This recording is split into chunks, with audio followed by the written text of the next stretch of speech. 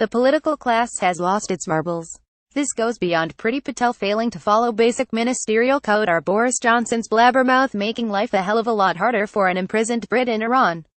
There is also the increasingly deranged Pestminster scandal, and their ongoing emotional meltdown over Brexit, and the Russian conspiracy theories being spouted by Ben Bradshaw and others, the David Ickes of polite society, which imply Putin is puppeteering the Western mess's brains. It increasingly feels like we're being governed not merely by fools and incompetents, but by nutters. Incompetence is the go-to explanation for the political class' current malaise. And it's a tempting one. How else do we explain Patel's fantastically foolish decision to meet with Israeli officials while on a jaunt to the Holy Land without first clearing it with Downing Street, or maybe she did, no one knows. It all gets murkier by the minute.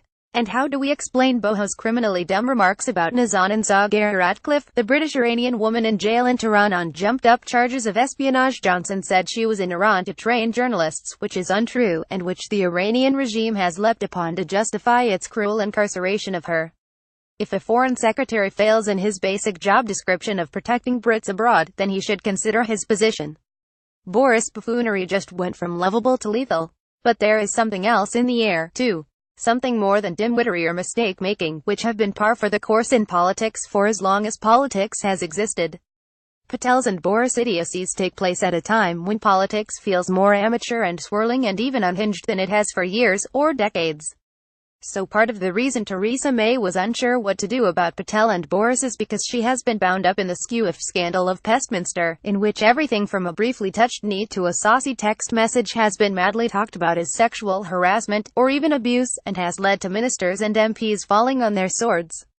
The finger-pointing hacks and politicos screaming predator over such innocent fare as a forward text message have no idea how nuts they sound to ordinary people. And May is hamstrung by the Brexit fallout too. Brexit Derangement Syndrome, a simultaneously tragic and hilarious affliction of our political and media elites, is another sign of these strange, dislocated times. For 18 months now, politicos and observers have been descending into the mire of Brexit phobia, wailing fascists as they fall, jabbering crazily about the return of Hitlerism and the end of both peace and prosperity as we have known it.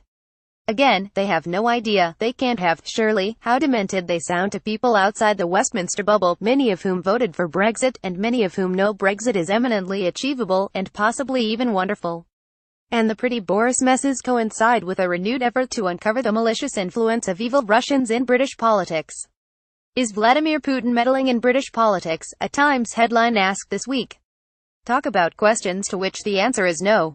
The Times piece was a report about a new MP's inquiry into whether those pesky, nasty Ruskies who apparently pumped so much fake news into Blighty during the EU referendum that they coaxed a silly plebs to vote leave against our own better judgment.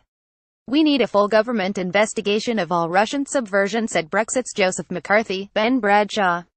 He echoes the EU's chief Brexit negotiator, Guy Verhofstadt, who says we must find out if Putin's agents meddled in the referendum. Guys, get over it. You lost. This longest hissy fit in history must end. Moscow didn't mind. Screw the British public. We decided for ourselves that the EU is a corrupt, undemocratic, illiberal institution. Your conspiracy theories are embarrassing, for you, and patronizing, to us. Mash this all together. The incompetence of ministers, the demented finger-pointing of Pestminster, the sacking of MPs for knee-touching, the grating, weepy sore loserism of politicos who hate Brexit, the conspiratorial mush of the idea that Russia is secretly commanding Brits' minds and Britain's future, and you have a snapshot of a political elite in free fall. They've lost it. All of them. Not just the Tories but also the gleeful Corbynistas, who are as up to their neck in the sexist panic and Brexit derangement syndrome as any of the folks in cabinet. They all seem to be abandoning reason and normalcy and even democracy for the temptations of conspiracy theorizing and witch hunts. I can't remember a time in my life when the political class has felt so disconnected not only from everyday people, but from sense itself.